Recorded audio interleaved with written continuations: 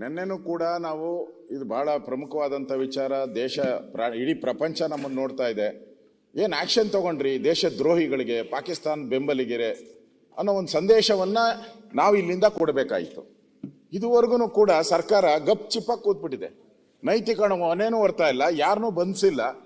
ಆ ನಾಸಿರ್ ಹುಸೇನ್ ಅವ್ರನ್ನ ಕರೆದು ಎನ್ಕ್ವೈರಿನೂ ಮಾಡಿಲ್ಲ, ಅರೆಸ್ಟು ಮಾಡಿಲ್ಲ. ಈ ಥರ ಆದರೆ ಏನು ಸಂದೇಶವನ್ನ ನಾವು ರಾಜ್ಯದ ಜನತೆ ಕೊಡ್ತೀರಿ? ರಾಜ್ಯದ ಜನರ ಆಯ್ಕೆಯಾಗಿ ನಾವು ಬಂದಿರೋದು.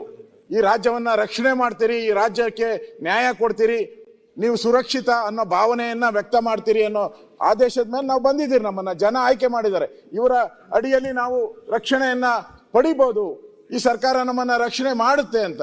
ಇವತ್ತು ವಿಧಾನಸೌಧ ಟೆರರಿಸ್ಟ್ಗಳ ತಾಣ ಆಗೋದ್ರೆ ನಾವು ಯಾಕೆ ಬದುಕದೆ? ಹಾಗೆ ಟೆರರಿಸ್ಟ್ ತಾಣ ಆಗ ಬಿಡ್ಬೇಕಾ ನಾವು? ಆಯ್ತು, ಪ್ರತಿಪಕ್ಷ ನಾಯಕರೇ, ಈಗ ನಿನ್ನೆ ಎರಡು ಕಡೆಯಿಂದ ದೀರ್ಘವಾದ ಚರ್ಚೆ ಆಯಿತು.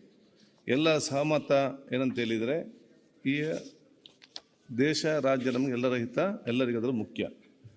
ತಾವು ಆಡಳಿತ ಪಕ್ಷದವರು ಪ್ರತಿಪಕ್ಷದವರು ಒಂದೇ ಇವತ್ತು ಉದ್ದೇಶ ಇದೆ.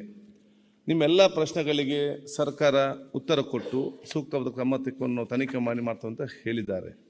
ಆ ಒಂದು ಪ್ರೋಸೆಸ್ ಇವತ್ತು ನಡೀತಾ ಇರ್ಬೋದು ಇದ್ದಾರೆ. ಯಾಕಂದರೆ ಏನು ನಡೀತಾ ಇದೆ ಯಾವುದೇ ಬಹಿರಂಗವಾಗಿ ನಮಗೆ ಕೂಡ ಗಮನಕ್ಕೆ ಇಲ್ಲ, ಅದು ನಡೀತಾ ಇರ್ಬೋದು.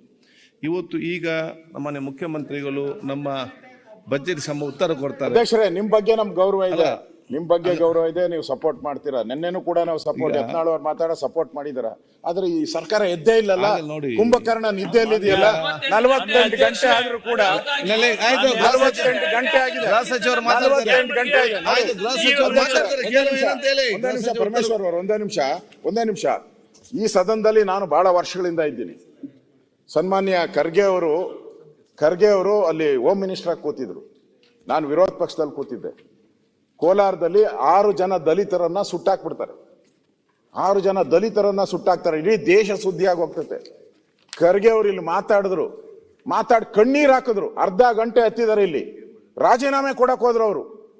6 ಜನ ದಲಿತರ ಹತ್ಯೆ ಆಗಿದ್ಕೋಸ್ಕರ ಒಬ್ಬ ಗೃಹ ಸಚಿವರಾಗಿ ಆ ರೀತಿ ನಡ್ಕೊಂಡ್ರು. ನಾನು ಮೆಚ್ತೀನಿ ಖರ್ಗೆ ಅವ್ರಿಗೆ. ಏನ್ ಇಲ್ಲಿ ಸರ್ಕಾರ ಏನು ಒಂಥರ ಏನು ಕೇರೇ ಇಲ್ಲ ಅನ್ನೋ ತರ ಇದ್ದಾರೆ. ಯಾರಿಗೂ ರೆಸ್ಪಾನ್ಸಿಬಲೇ ಇಲ್ಲ. ಇಷ್ಟೊಂದು ದೊಡ್ಡ ಘಟನೆ ಆಗಿದೆ, ಸಣ್ಣ ಘಟನೆ ತರ ನೋಡ್ತಾ ಇದ್ದಾರೆ ಇವತ್ತು. ಅದು ವಿಧಾನಸೌಧ ಒಳಗಡೆ. ಯಾರು ನೈತಿಕ ಹೊಣೆ ಯಾರು ಒತ್ತಿದ್ದಾರೆ ಅಧ್ಯಕ್ಷರೇ? ಆಯ್ತು ಅಧ್ಯಕ್ಷರೇ, ನೈತಿಕ ಹೊಣೆ ಒತ್ತಿರೋರು ಯಾರು? ಸರ್ಕಾರ, ಮುಖ್ಯಮಂತ್ರಿಗಳು ಒತ್ತಿದಾರ? ಮುಖ್ಯಮಂತ್ರಿಗಳು ಒತ್ತಿದ್ದಾರೆ ನೈತಿಕ ಹೊರೆ. ಮತ್ತೆ ಕೇಸ್ ಏನ್ ಹಾಕಿದ್ದಾರೆ? 505, 553 ಏನು ತೊಂದರೆ ಕೊಟ್ರು, ಇದಕ್ಕೆ ತಳ್ಳಾಡಿದ್ರು. ಪಬ್ಲಿಕ್ ಡಿಸ್ಟರ್ಬೆನ್ಸ್ ಕೇಸ್ ಆಯ್ತು. ಆಮೇಲೆ ದೇಶದ್ರೋಹದ ಕೇಸ್ ಹಾಕ್ಬೇಕಾಯ್ತು, ಅಲ್ಲೂ ಮುಚ್ಚಾಕಿದ್ದಾರೆ. ಕೇಸ್ ಹಾಕೋದ್ರಲ್ಲೂ ಮೋಸ ಮಾಡಿದ್ದಾರೆ.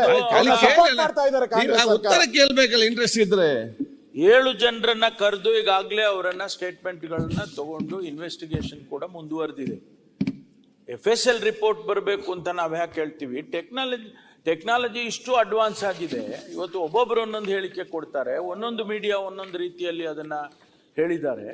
ಅದಕ್ಕೋಸ್ಕರ ಸತ್ಯಾಂಶ ಏನು ಅಂತೇಳಿ ಟೆಕ್ನಿಕಲಿ ನಾವು ಅದನ್ನ ತಿಳ್ಕೊಳ್ಬೇಕು ಅಂತೇಳಿ ಉತ್ತರ ಕೇಳಿ ಇಂಟ್ರೆಸ್ಟ್ ಇದ್ರೆ ನಿಮ್ಮ ಆಸಕ್ತಿ ಇಲ್ಲ. ಅದಕ್ಕೋಸ್ಕರ ಸ್ವಲ್ಪ ನಾವು ಯಾವುದೇ ಕಾರಣಕ್ಕೂ ನಿರ್ಲಕ್ಷ್ಯ ಮಾಡ್ತಕ್ಕಂಥದ್ದು ನಮಗೆ ಯಾವುದು ಕಾರಣ ಇಲ್ಲ.